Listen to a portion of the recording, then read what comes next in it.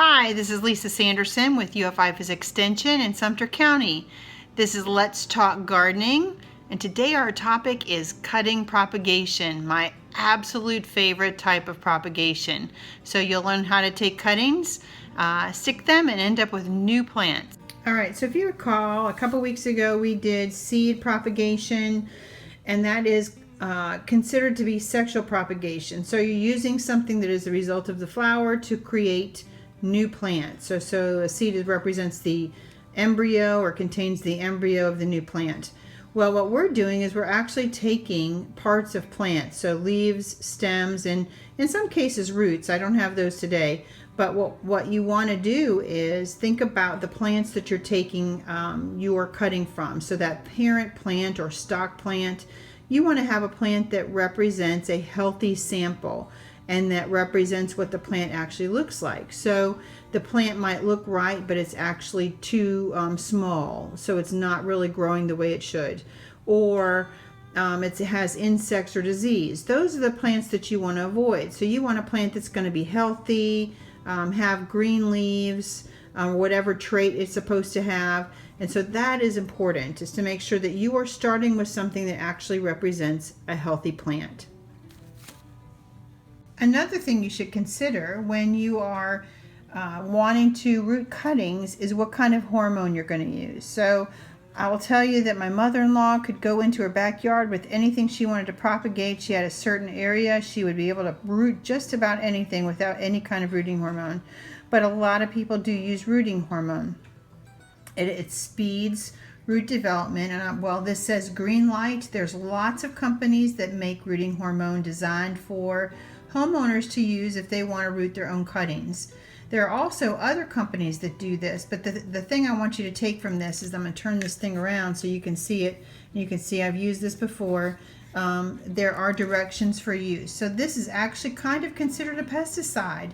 So it is something that has instructions. If you look on the front, it says, caution, keep out of reach of children. So when you are using this product, you want to make sure you read the entire label before you do it, so that you are comfortable with what safety you need to take when using a product. So typically people may consider wearing gloves when they're doing this, or they may make sure they wash their hands after they stick a few cuttings.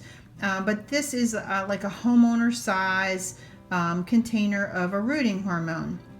If you have this and you stick all your cuttings into this container, you're going to find that you have now a contaminated container. So when you are going to stick cuttings, take a small amount of this, put it in a plastic container with a lid if you want to. It doesn't take a lot, but you can put that in there so that you're not contaminating this container, and you may actually keep that container. Sometimes if you have an outside refrigerator, you can keep this kind of cool, but in the meantime, just follow label instructions. So there are some really concrete instructions that you should use for rooting hormone. All right, so first, before we get started, I want to point out that I'm using something called a sterile media. So this is a media that has, it looks like peat moss in it. It might have some core. It has small pieces of perlite, which are the white pieces that you see in here. They are designed for drainage. Occasionally you may find other products in here that are designed to either hold moisture, but this is one of those things that you want to make sure you're starting with something that is actually a sterile media, because you do not want to transfer diseases from your media, if you've used it before, to the cuttings that you want to root. The other thing that's important is to know that when you're getting ready to stick cuttings is that you want to poke some holes in here. So I'm going to try and stick 3 cuttings into this container. Another good option is, if you're a person who likes to recycle, you can actually use other containers. So like if you like to get that rotisserie chicken, save the plastic container, wash it, sanitize it, And then you can use that to stick your cuttings. It's like a small, and I don't want to say greenhouse because you're not going to put these in the sun when we're done, but it's a great thing to do some recycling so that you're not having to go out and get clean pots or wash all your pots. So this is a brand new container. You can certainly use recycled containers or older pots, but you do need to probably wash them and sanitize them in like a 10% bleach solution so that you're making sure that these are going to be sterile. All right, so this is a more turgid version of that dwarf mulberry. So one of my favorite trees. You can see it's got the really nice glossy leaves. I'll be talking about this tomorrow a little bit more on Facebook Live because this is a tree in our vegetable garden that actually does really well. So what I want to do is, and I think that it responds well from cutting, so I'm going to go ahead and take some cuttings here so that you are able to see what you do with a cutting. So first of all, I want to make sure that you know that you are looking at which end is up. If you're taking lots of cuttings, sometimes it's difficult to remember which way is up. So you look for those clues.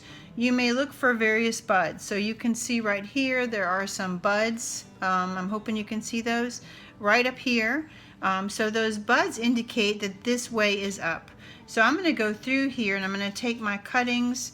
First of all, I'm going to start probably right down here. And so now I've got a cutting that's about like that, and I'm going to remove this lower leaf off the bottom. So I have two leaves, so I'm hoping that things will work well. The other thing too is that you want to kind of damage the stem just a little bit, not too much, but a little bit. So I'm going to take this, I'm going to twirl this around in this hormone, and I'm going to tap it off. You don't want to leave excess hormone on your cutting because that can cause rot. So I've gone through. As you recall, I stuck the holes in this pot, and so I put one of these in here, and I'm going to firm the soil around it. The reason that these holes are here is because if you take that cutting with the hormone on it and you shove it right into the potting media, that hormone may move up to a line right at the soil level, and you want that to be along the stem, hopefully with a small bud in there so that it will root pretty quickly. Okay, so the other thing you need to know about when you're sticking cuttings is flowers being produced will take a lot of energy. So if you get to the point that you're producing not only flowers, but also the fruit, it takes a lot of energy to produce that. So what you want to do is make sure that you are not keeping the flowers. And so if we get to the point that we're sticking those cuttings right up here, these would be removed. So I'm actually going to just cut that one off.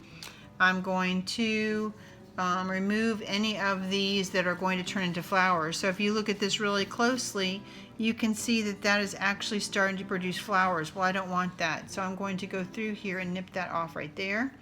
And I'm going to do the same thing up here. And so I'm removing all of these with blooms. So by the time I'm done, there will be no flowers or blooms or berries left. So it may be that I just take that off right here and we'll see what it looks like. It's going to be very short cutting. So I've got this cutting right here, and so these actually grow pretty quickly, so I'm sure that this is going to root well. And then again, I'm sticking it in here, tapping it off, and I'm going to go in one of these holes and firm it around. And so there is a fire bush, which is what this is, or Hamelia patens. So I've got two of my favorite plants in this container. I'm going to go find one more. All right, so another thing that I want you to take from this one, this is a Viburnum obovatum, or with Lacucci. This is actually another one of my favorite plants. So this is actually a tree. If it had not been turned into tree form, it'd be a huge shrub.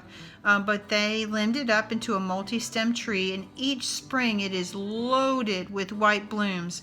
Absolutely beautiful. I've gotten pictures up underneath it, pictures from afar, so it is a really lovely tree. But what I want to show you is the plants that I've sown are relatively new succulent growth. And so if you look at this one, you can see this one is a little bit woodier. So I'm thinking that if I were to stick this cutting, this might take a little longer for this to root because it is woodier. So where these two are more softwood cuttings, or semi. This is actually more of a woody cutting. So I'm going to try and stick this anyway to see how it does, but I'm anticipating while these will root pretty quickly, this one is probably going to take a little bit longer. So I'm going to go through, I'm just going to remove a little bit off the bottom. I'm going to remove these two limbs down here, and by doing that I've already done a little damage, which is fine. And so then I'm going to twirl this around in the rooting hormone, and I'm going to stick this cutting. Now, if I were going to stick this cutting and felt that it was going to be a more difficult plant to stick, then I might try another rooting hormone, but I've just gone with the homeowner version that you can pick up in any store. So this is a great container right now. The next thing that I would need to do is water these in. So I'll take care of that and I'll be right back. All right, so the next thing I do is, this can be done with straws, it can be done with the like bamboo skewers, for example, but I like to lift the what you'll see is going to be my little mini greenhouse off of this. Now you certainly can recycle containers, so if you're a person who likes to get rotisserie chicken, this would work as well. So really what we're going to do is make a greenhouse out of this. And so if you were to start with this, I've put these in to support the bag so the bag does not collapse on top of my cuttings. And then I'm going to carefully get the cuttings all inside here. So my dwarf mulberry and my Withlacoochee and my firebush. And so usually I like these without this. So I don't like the ones that are resealable. I like the plain food storage bags that you would usually use a twist tie with. And so I find that these are kind of a problem, but it's what I have, so that's what we're using right now.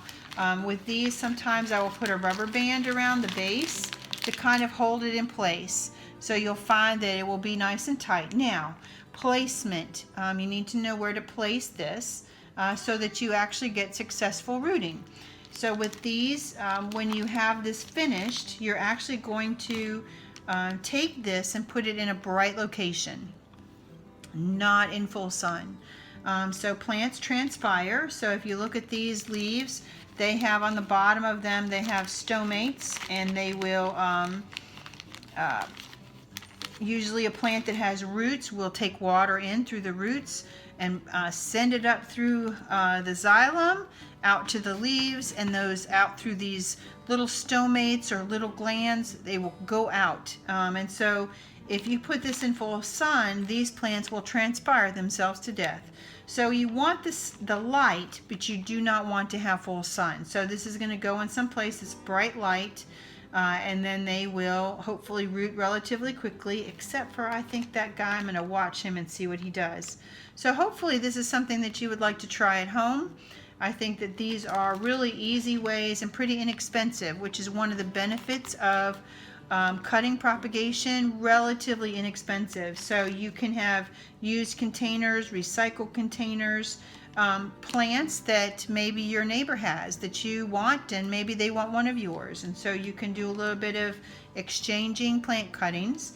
And that is what we want to share with you today. So this is Let's Talk Gardening. Lisa Sanderson and cutting propagation.